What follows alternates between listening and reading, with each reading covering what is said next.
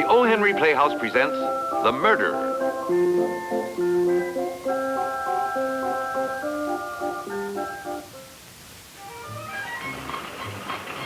O. Henry gathered together four very good friends. Fern Atwood, a widely read woman journalist. Paul Bridges, a likable man about town. Harris Langford, owner of a large publishing house. And last but not least, Delbert Bradley, a very successful author. Their problem at the moment is a common, everyday occurrence, a difference of opinion. And because of it, O. Henry outlined a story called The Murderer. I've published your last 10 novels. Each of them has been a success. You're my most important author. And I certainly can use another Delbert Bradley novel. Well, for a moment I had the feeling you were going to say you didn't want it. You're right, Fern. I don't want it. Why not? What's wrong with it? Well, you made your name in the romantic field, Del. The public loves the way you splash people in color over large historical canvases. They expect bigness from you. Look how eagerly they bought Charioteer. But this story isn't concerned with pageantry or history. It's a simple, uncomplicated, and I hope interesting mystery. Well, I agree in part. It is simple and uncomplicated, but unfortunately, I didn't find it believable. I'll never be convinced that a jury would convict a man of murder when the corpse can't be produced. But Harris, the circumstantial evidence was overwhelming. Actually, I was fascinated by the idea of a man carefully setting a trap for someone he hated. Each day making certain new evidence was added to the old. Then writing the police, expressing fear he was going to be murdered, and even naming his would-be assailant. I thought Dell was quite ingenious in having the man then disappear until his assassin was tried and executed. Really, it's quite a brilliant device for getting the state to commit murder for you. I'm sorry, Paul, but it's going to take more than your opinion to convince me. Well, to convince Harris, you're just going to have to commit a murder, Dell. And may I suggest it be our friend and your publisher? Wait a minute. Maybe that's the answer, Paul. Oh, come on now. Let's not get carried away. I'm quite serious. Suppose I reconstruct my story incident by incident, even to the disappearance of the victim. If the jury convicts me, then will you publish the book, Harris? You're out of your mind. No, I'm not. Naturally, we'll produce the victim right after the conviction and have the verdict set aside. Well, I've the feeling the court won't react very favorably when it discovers it's been made the butt of a joke. It isn't a joke. It's a matter of principle. The worst they can do is fine me for contempt of court. Now, I need a victim and a place to hide him. Well, don't look at me. This crazy idea belongs to you and Paul. All right. Inasmuch as I authored the way out of this dilemma, I'll go all the way and offer my services to you as your intended victim. Well, then I might as well play, too. You can use my lodge in Maine for a hideout. Great. Starting tomorrow, we begin putting the circumstantial evidence together which will convict me of murdering Paul Bridges.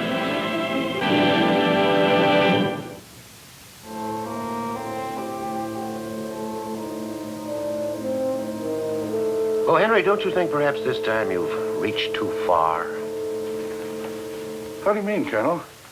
Well, expecting people to believe that an author would take such extreme steps just to have his novel published? Remember, Bradley had an extra incentive in wanting to prove the publisher was wrong. And believe me, Colonel, a stubborn publisher can have a maddening influence upon a writer. Is such the case right now? Oh, no. You're difficult, but you're not unreasonable or stubborn. Your compliment still doesn't erase my fear that this time you may have reached too far. Well, just hold your fear in check till you hear my story. Then, if you have reservations, I'll throw the yarn away or maybe sell it to somebody else. Fair? Very. Please go on. Well, Bradley and Paul spent days going over the novel. Piece by piece, they reviewed every item of the crime. Every incident was rehearsed again and again. And finally, there emerged a precise and exciting blueprint. A blueprint for murder. Within a few weeks, Cafe Society openly discussed the hatred that existed between Bradley and Paul Bridges. And the two men made certain their conduct grew more violent with each meeting. One of these days, I'm going to kill you! Inch by inch, the rope grew shorter and shorter, the noose around Bradley's neck tighter and tighter. Every move had been carefully executed according to the blueprint. All that stood between Bradley and his death warrant were some minor details. May I come in? Certainly. I'm Lieutenant Carter. Are you Mr. Delbert Bradley? I am. May I see you for a moment? Please.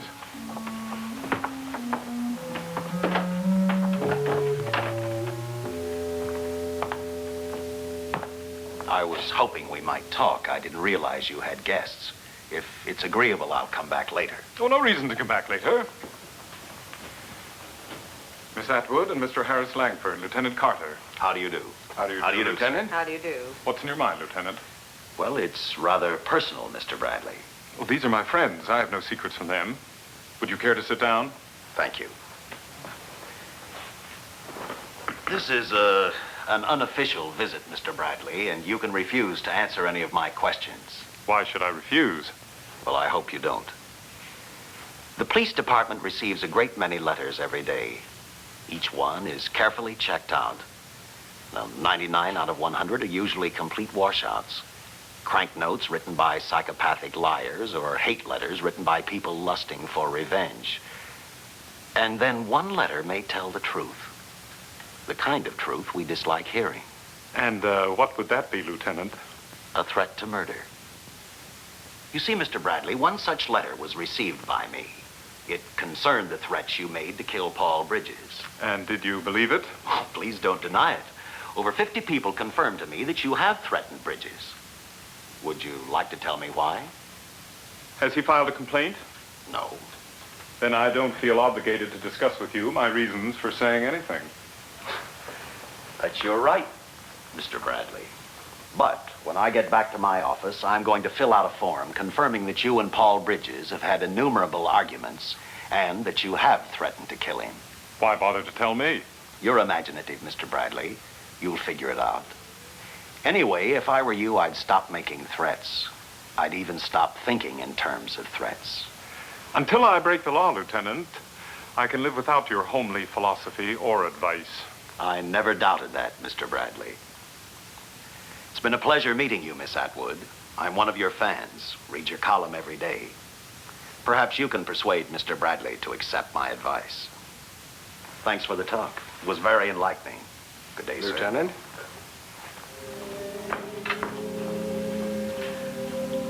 Who could have written him a letter? Oh, anyone who heard me threaten Paul. Maybe you ought to give the whole thing up, Del. But I'm so close to proving my case. Besides, tonight Paul is set to disappear, and in a few weeks I'll have my esteemed publisher eating crow. All right. But I'll be glad when it's over. Can I give you a lift to your office? If you don't mind. Be careful, Del. I don't know why, but suddenly I feel like a squeamish woman. Could be because you are a woman. Believe me, there's nothing to worry about. Good day, Dale.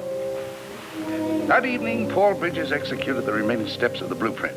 First, he carefully wrote to the police explaining Bradley had earlier in the day threatened his life. He added he was certain Bradley would attempt to carry out his threat before morning, and stated if after receipt of his letter the police were unable to find him at home, they could assume Bradley had murdered him. The second step called for Paul to light a Crown Junior cigarette, long identified as Bradley's favorite brand. He took several drags, then placed it in an ashtray as conclusive proof Bradley had returned. Satisfied nothing had been overlooked, he signed the letter and proceeded with the first step, which meant leaving the city, hiding out at Fern Atwood's lodge, and returning after a jury had found Delbert Bradley guilty of murder.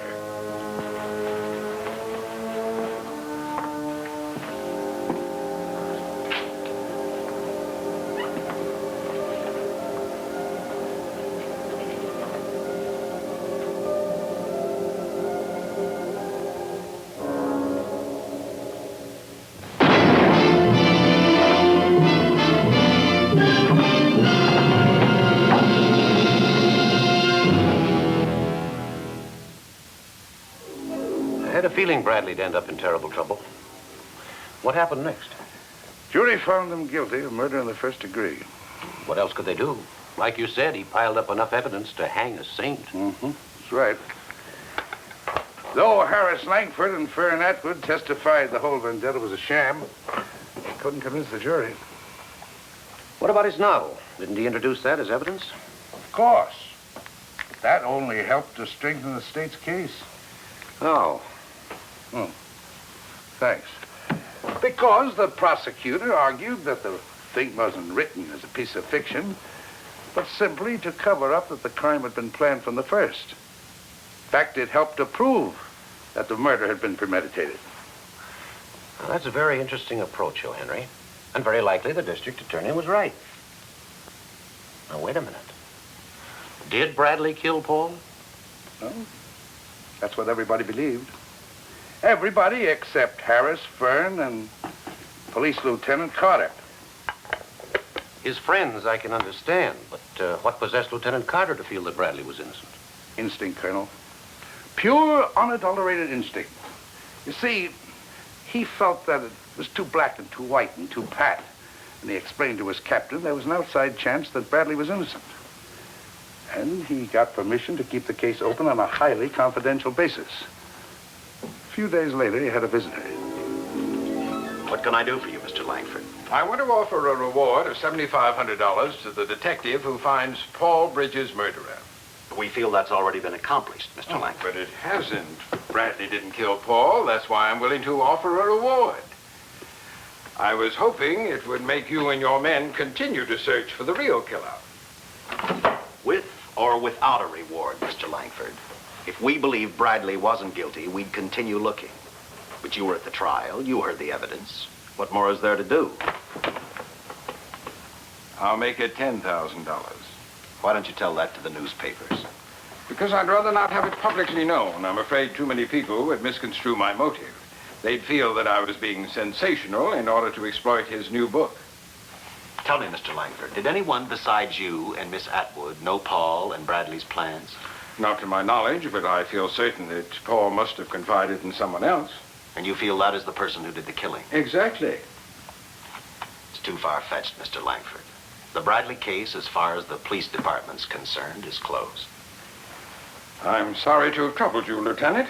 Oh, no trouble, Mr. Langford. Just a difference of opinion. But that difference can cost a man's life. That difference has already cost a man's life.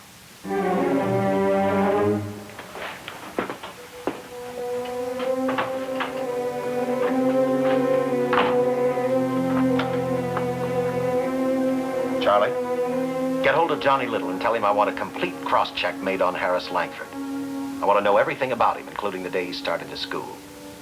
Tell him I want the check kept confidential and ring me through to the captain.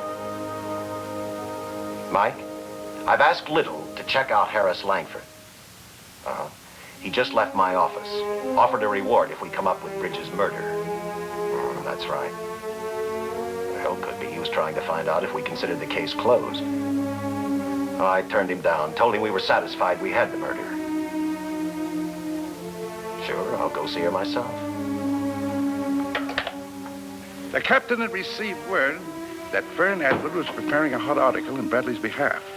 Carter was instructed to find out just what she was going to write. He knew learning anything from Fern wouldn't be easy, for he was more than aware of the deep friendship she had for the convicted man. And instinctively he felt he had no right to question her about the text of a future newspaper article. And he was certain Fern would hold the same belief. Therefore, he wasn't surprised when he found her both bitter and antagonistic. You plan to write more than one article? Lieutenant, I plan to do a whole series showing my readers how stupidly the police handled the Paul Bridges murder, proving how the whole department is content to sit back and permit an innocent man to die. And you can take my word for this. I'll not only get Delbert Bradley a new trial, but I'll so arouse the public that they'll insist upon a new police force, starting with the commissioner down to the idiot who pounds the sidewalk. Sorry you feel that way, Miss Atwood. I wish you'd consider the department's position. After all, we only arrested Bradley. We didn't convict him. The jury did. A jury comprised of uneducated men? Why, not one of them graduated from even a primary school. How can such ignorance be given the responsibility of deciding whether a person is guilty or not guilty? In other words, a lack of education should count against people. You said that, Lieutenant. I didn't. I know. And I also know what you meant. Good day, Miss Atwood. I suggest your captain not read my column while he's having breakfast. or he's apt to be ill for the rest of the day. Don't worry about it. We policemen quickly develop strong stomachs. We have to because of the kind of people we talk to every so often.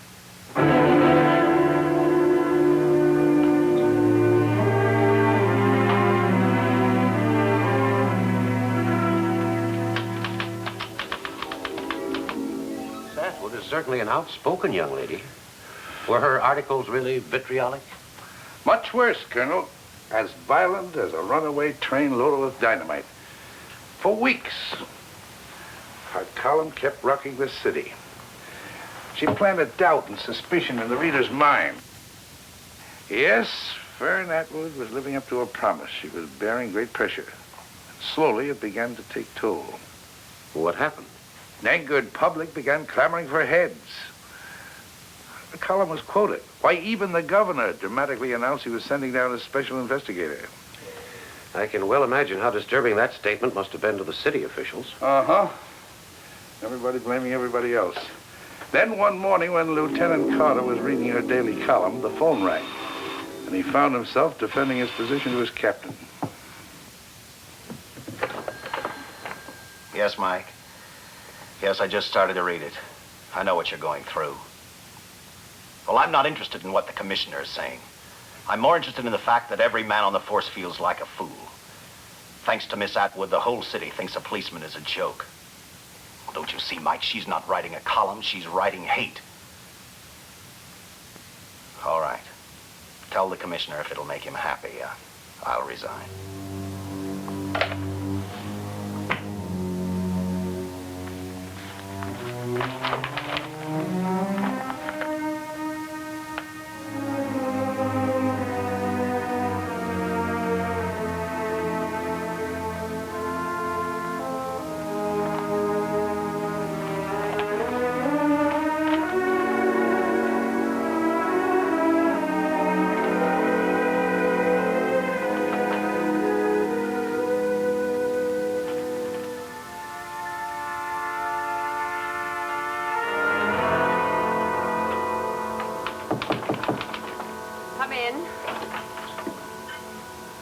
I'm busy, Lieutenant.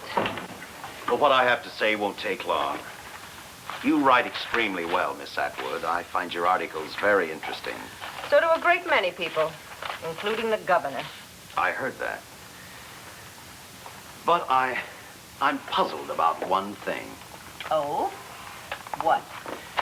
Well, at the beginning, I thought your attack was being made in an effort to prove Bradley innocent.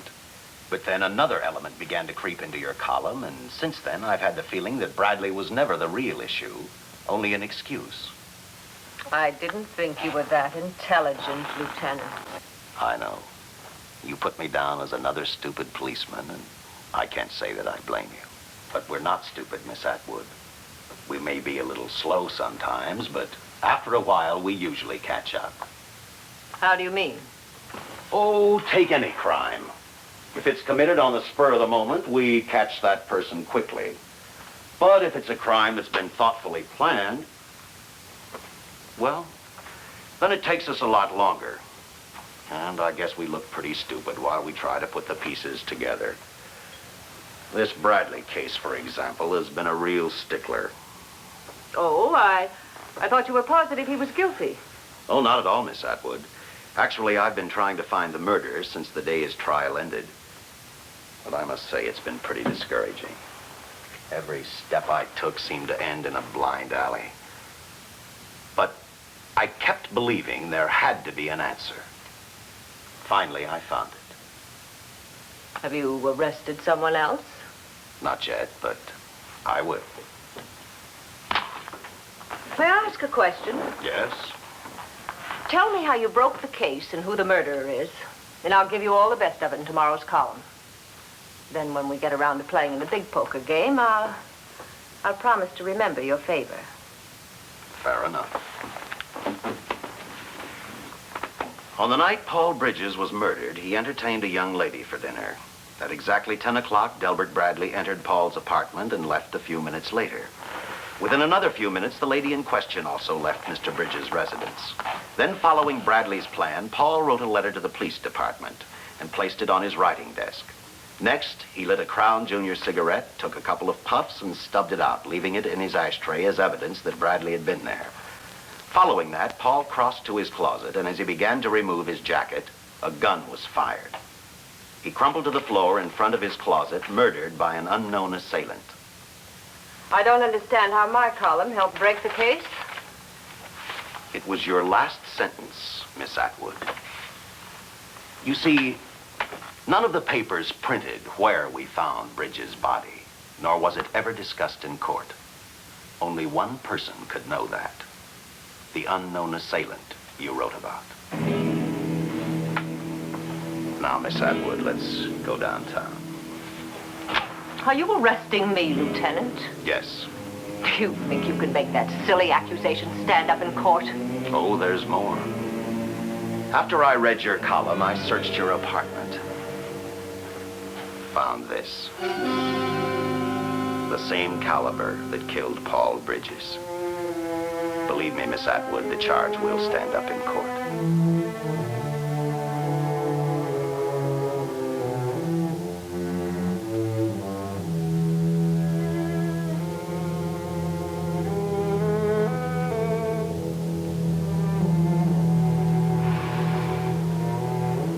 You didn't catch me, Lieutenant.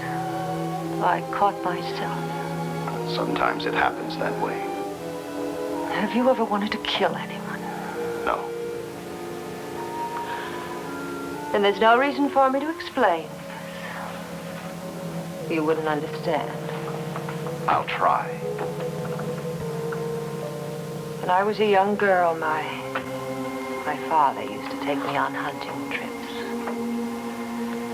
You know, Lieutenant, those were the happiest days of my life. Because you were with your father? Because I was able to make whatever we hunted beautiful. I don't understand. A duck in flight, a rabbit running for safety, a deer standing in the shadows. To me, they were ugly. That's why I love to hunt. Because with a single shot, their ugliness disappeared, and in the stillness of death, I'd make them beautiful. Do you understand, Lieutenant? I think so. And then one day I suddenly noticed people. They reminded me of ugly animals. And I began to wonder if I could make them beautiful, too. Oh, for years I thought about it and thought about it.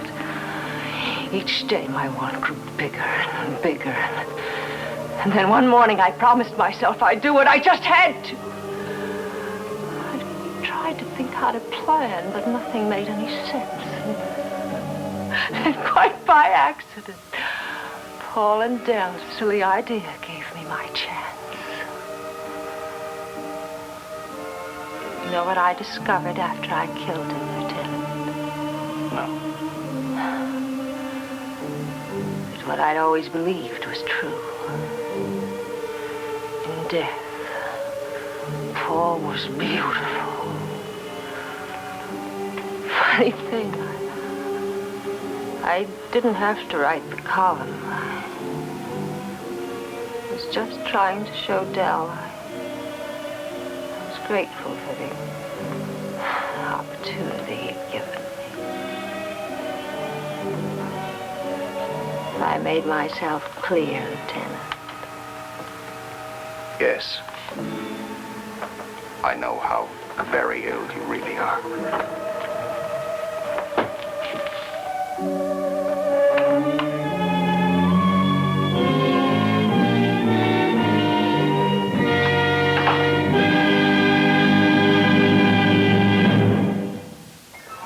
Well, Colonel, does your silence mean you don't want my story? Oh, of course not. I like it. I like it very much. I was just wondering how many people there might be in the world like Fern Atwood. In fiction, a great many. In life, I like to believe none. I hope you're right. And I'm delighted you didn't make the killer Bradley's publisher. Actually, I debated about him for a long time. Then something happened that decided me not to make him the choice. What something? You see, Fern Atwood wrote one line too many. And inasmuch as Harris Langford was a respected publisher and editor, I felt certain he'd never make the mistake of overwriting. Good day, Colonel.